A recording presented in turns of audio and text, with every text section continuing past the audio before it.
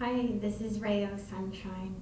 Thank you for coming back to my videos again today for more on the subject of conscious parenting. And one of the things I'd like to discuss today is how to approach or manage conflict. Conflict resolution with your children is so key. And to be empowering to our children in the midst of their upsets means that we need to be empowering to ourselves in the midst of our own upsets, so we can be the model of what that looks like for our children. And the world is full of people who hate and they punish and they spank and they yell and they get so prideful. Their pride really gets in the way. It hurts a lot more than it helps people to stay stuck in pride. To move from pride out into more love and more happiness through courage is so much more beneficial than staying in pride or going down in the levels of happiness by turning to hate through pride, or anger or fear. And really, I guess our pride comes from fear that we have in the first place. So, but to challenge our fears by observing ourselves, being self-aware, and noticing when we start to get upset about something and feel prideful, intimidating, puffed up,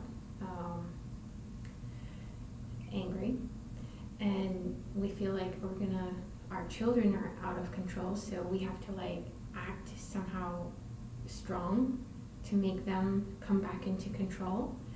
And people mistake pride for being strong. And actually pride is very weakening and it's destructive. It's on the destructive side of the emotional scale. And it really ruins trust in relationships.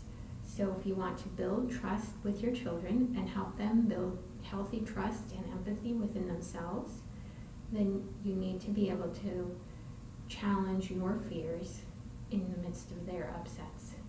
And not only that, but stay present with yourself so that you can bring out the best in yourself and then the best in them while they're having their upset. Now, this sounds crazy, right? Like, how in the world am I supposed to do that?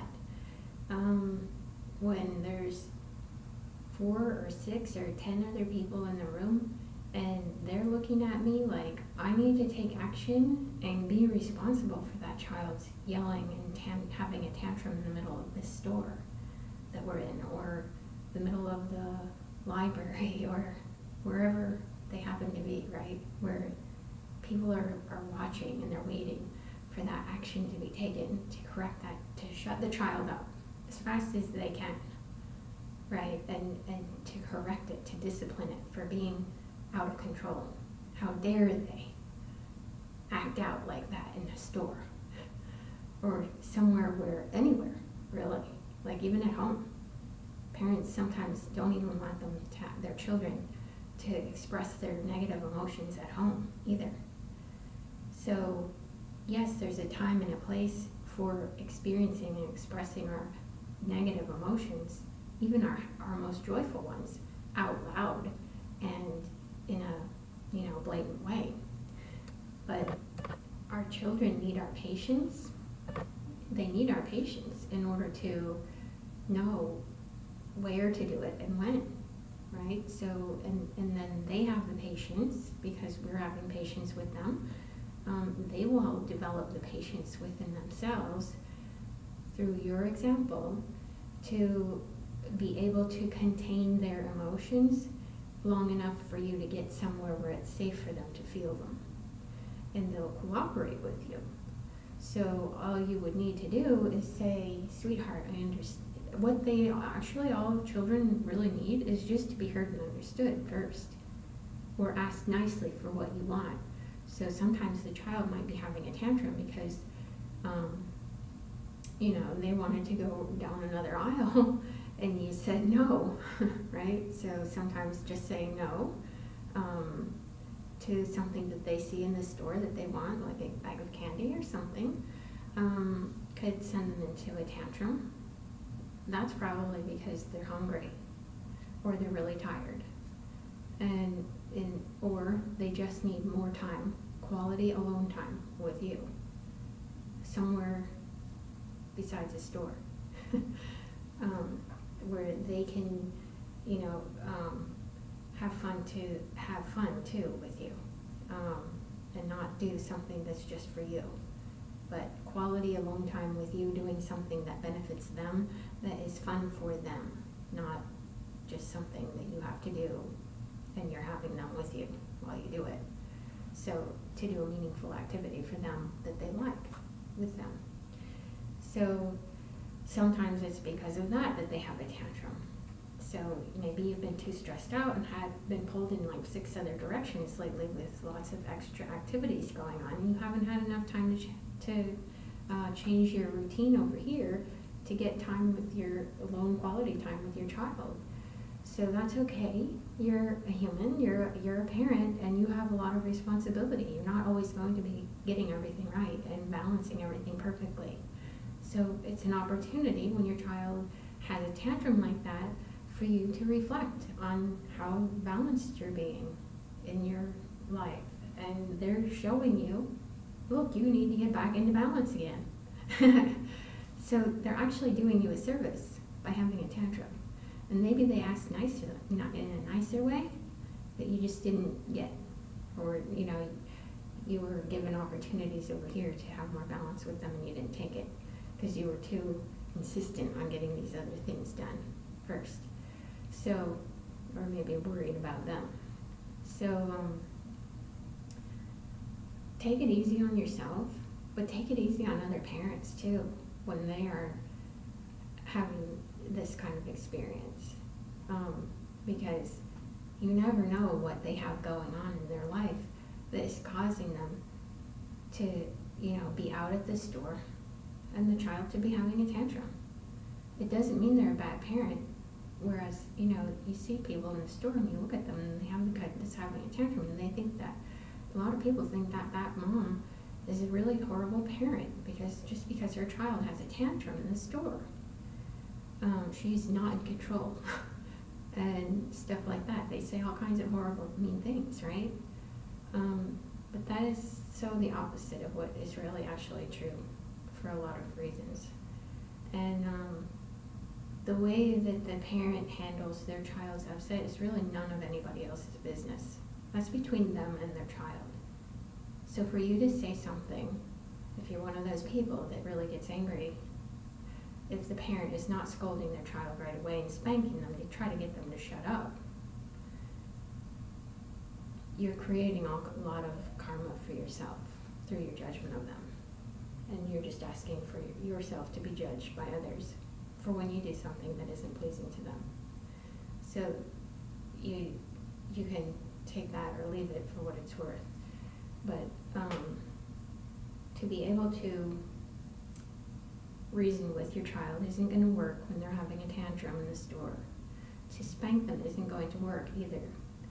To correct them in any way isn't going to work. If they're tired or they're hungry or they need more quality time with you. To validate their feelings and give them a healthy form of verbal understanding about their upset, and to be really calm and centered within yourself, principle-centered, trusting that your ability to remain calm is going to be the thing that calms them too, is so important. And this is part of being a conscious parent, co-creative parent, because you're being centered in the principles of the universe, first of all.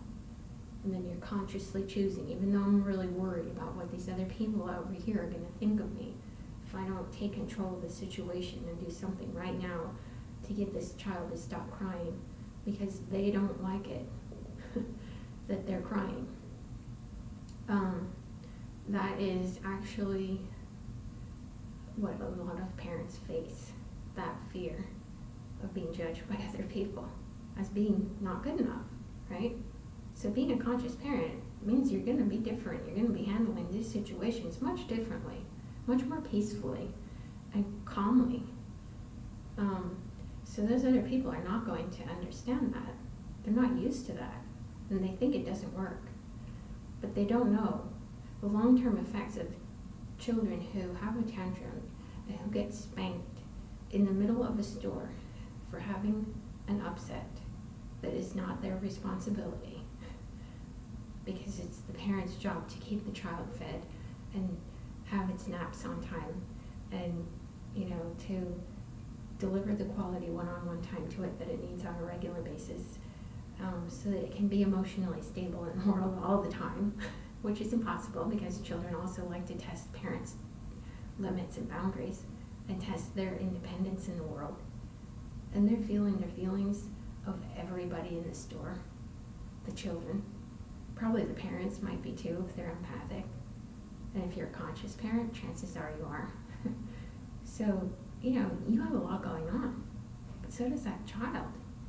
Who would ever want to consider spanking them when they have so much going on that is beyond their control and that they don't know what to do with or to do about, other than just saying, help, right? That's what their tantrum is. It's a cry for help.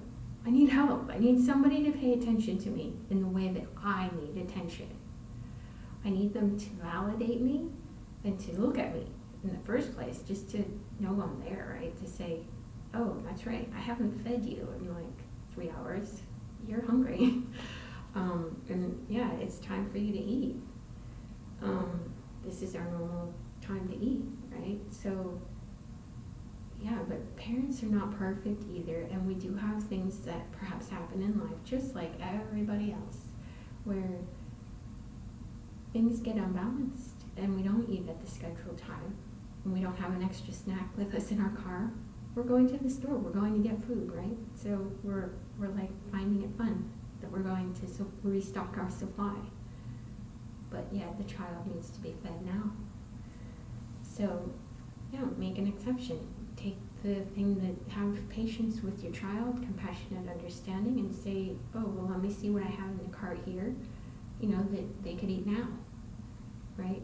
To open a little bag of, some little thing like this that they could just snack on while you're shopping. That might be all they need. Instead of saying no, maybe say yes, right? And be more compassionately understanding and gentle with them. And then the other thing is to validate them and say, you know what, I realize I haven't fed you in a while. You're tired. You're hungry, or you're tired. You really, maybe we just need to leave and go home so you can have your nap. And then you accept that. You went to the store at the wrong time. Well, that's okay. Accept it, move forward, do the responsible thing for you and your child and the others around too, because it is something that is distracting and maybe very appalling or unpleasant for the other people watching, because they're depressed. They don't want to see other people crying. They have enough of sadness in their own hearts themselves that they haven't felt yet. So it's really hard for them to see other people crying too, and not having anyone to deal with it for them makes it even worse for those people who are watching, who are depressed. So keep that in mind too, and have empathy for them if they start yelling at you, or trying to convince you to do it different, or telling you to shut the child up. Just do what you have to do. And I know I've been told that before, but I understood that was coming from a person who's actually really depressed themselves and is unable to handle another person crying in front of them without somebody doing something to help them right away, because they're starving for that themselves. They're just not acknowledging it, and they're not sure how to go about asking for what they need either. But they're just like that child having a tantrum. They don't know how to ask for what they want other than through depression. And so it's no different than a 2-year-old having a tantrum. They're just in an adult body. and it's coming out in a different way through depression. So be gentle with yourself first for being different. Be gentle with your children for being who they are and acting the way they are. There's so much that's beyond their control that they need your help and your understanding with, and your presence and patience with, but your principle-centeredness with too. When you're being principle-centered, you're connecting with your higher self, and you're drawing on your resources then, the natural resources that God gave us, of our happiness, our stability, our mental and like clarity, and our intuition. Those are resources that we can draw on in the midst of a situation like that to show our children and the other world around us our true strength comes from our authenticity and our integrity and the ability to respond to situations. Even though we're afraid, our ability to challenge that fear by choosing love instead. To acknowledge we have fear, and then say, well, even though I feel this way, I still love, regard, accept, and forgive myself. I acknowledge I made a mistake here, somewhere along the way. I'll figure out what it is in just a second. But I'm going to be willing to give myself that comfort first. Then I can go to comforting my child in a healthy way, because I'm doing that for myself. So I hope that makes a little bit more sense to you. To those of you who get really angry when you see somebody like me addressing a child's tantrum in a completely different way than you would. So, thank you for listening today. Have a great week.